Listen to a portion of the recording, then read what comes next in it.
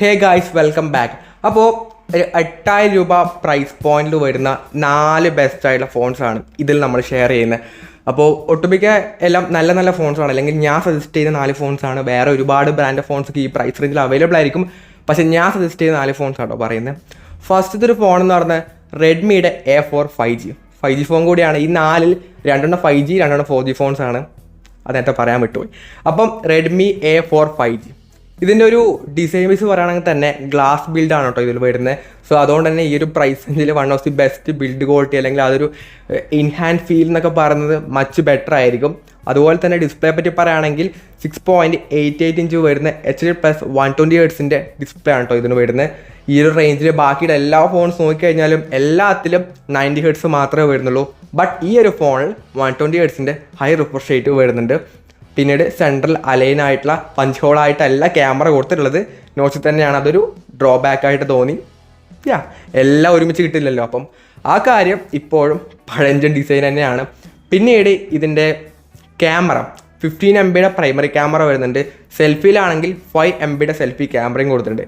ഇനി പെർഫോമൻസ് ആണെങ്കിൽ തന്നെ കോൾകോം സ്നാപ്ഡ്രാഗൻ്റെ 4S Gen 2 എന്ന ചിപ്പ് സെറ്റും കൊടുത്തിട്ടുണ്ട്. അത്യാവശ്യം നല്ല പെർഫോമൻസ് ഓറിയൻറ്റഡ് ആയിട്ടുള്ള പ്രോസർ തന്നെയാണ്.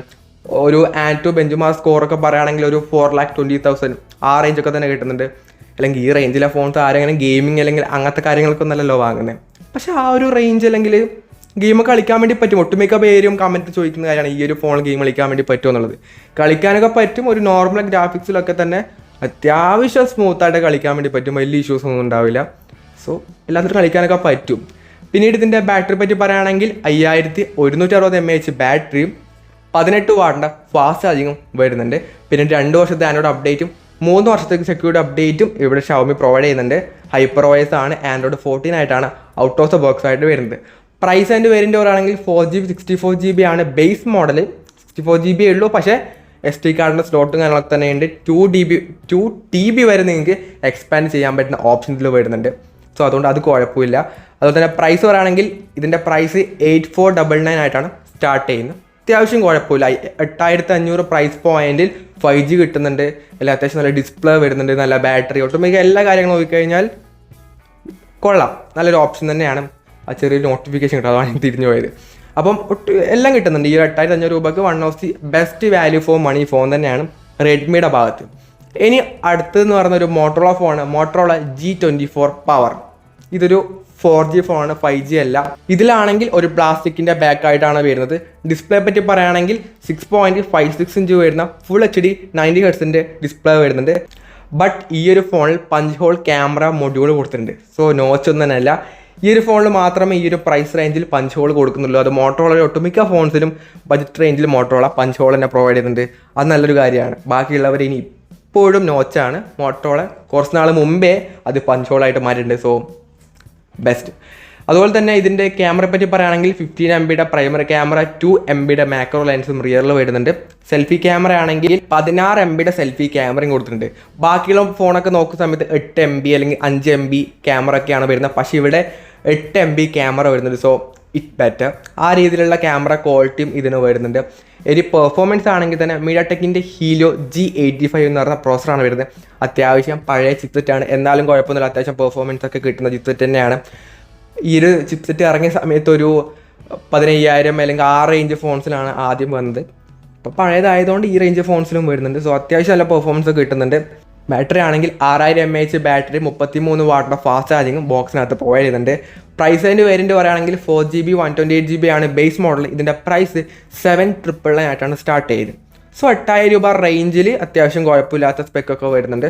4G ആണ്, 5G അല്ല. എന്നാലും അത്യാവശ്യം സ്പെസിഫിക്കേഷൻസ് ഒക്കെ തന്നെ ഈ ഒരു ഫോണിന് വരുന്നുണ്ട്. ഇനി അടുത്തൊരു മോഡൽ എന്ന് പറയുന്നത് പോക്കോയുടെ M6 5G. ഇതിലേക്ക് വന്നു കഴിഞ്ഞാൽ 6.79 ഇഞ്ച് വരുന്ന ഒരു ഫുൾ HD 90 Hz ഡിസ്പ്ലേ വരുന്നുണ്ട്. വാട്ടർ ഡോപ്പ് നോച്ച് തന്നെയാണ് ക്യാമറ വരുന്നത്. ഇനി ക്യാമറ പറ്റി പറയുകയാണെങ്കിൽ 15 MB പ്രൈമറി ക്യാമറ വരുന്നുണ്ട്, 2 MB ഡെപ്ത് സെൻസർ വരുന്നുണ്ട്. സെൽഫി ആണെങ്കിൽ 8 MB സെൽഫി ക്യാമറ റിയറിൽ കൊടുത്തിട്ടുണ്ട്. പെർഫോമൻസ് ആണെങ്കിൽ തന്നെ മീഡിയാടെക്കിൻ്റെ Dimensity 6100+ എന്നൊരു 5G ചിപ്സെറ്റും ഈ ഒരു ഫോണിന് വരുന്നത്. അത്യാവശ്യം നല്ലൊരു പെർഫോമൻസ് ഓറിയൻറ്റഡ് ആയിട്ടുള്ള ചിപ്സെറ്റ് തന്നെയാണ്. അപ്പം ഈ ഒരു പ്രൈസ് റേഞ്ചിൽ നിങ്ങൾ അത്യാവശ്യം ഗെയിം കളിക്കാൻ ഉദ്ദേശിക്കുന്നുണ്ടെങ്കിൽ ഈ ഒരു ഫോൺ അത്യാവശ്യം കുറച്ചും കൂടെ ബെറ്റർ ആയിരിക്കും. പിന്നീട് ഇതിൻ്റെ ബാറ്ററി പറയുകയാണെങ്കിൽ 5000 mAh ബാറ്ററിയും 18 വാട്ടിൻ്റെ ഫാസ്റ്റ് ചാർജിങ്ങും വരുന്നുണ്ട്. പ്രൈസിൻ്റെ വേരിയൻറ്റ് പറയുകയാണെങ്കിൽ 4GB 64GB ആണ് ബേസ് മോഡൽ.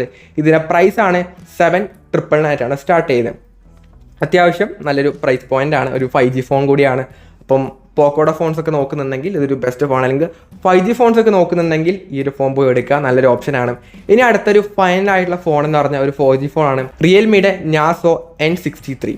ഇതിലേക്ക് വന്നു കഴിഞ്ഞാൽ ഇതിൻ്റെ ഡിസ്പ്ലേ പറ്റി പറയുകയാണെങ്കിൽ 6.75 ഇഞ്ച് വരുന്ന ഒരു HD+ LCD ഡിസ്പ്ലേ ആണ് വരുന്നത്.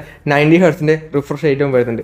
ഇനി ഇതിൻ്റെ ക്യാമറ പറ്റി പറയുകയാണെങ്കിൽ 15 MB ക്യാമറ വരുന്നുണ്ട്. അതുപോലെ തന്നെ 8 MB സെൽഫി ക്യാമറയും റിയറിൽ വരുന്നുണ്ട്.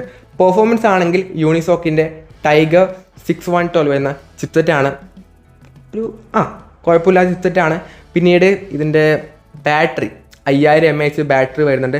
45 വാട്ടിൻ്റെ ഫാസ്റ്റ് ചാർജിങ് പ്രൊവൈഡ് ചെയ്യുന്നുണ്ട്. So it's better. ഈ ഒരു പ്രൈസ് റേഞ്ച് 45 വാട്ട് എന്നൊക്കെ പറയുന്നത് വലിയ കാര്യം തന്നെയാണ്.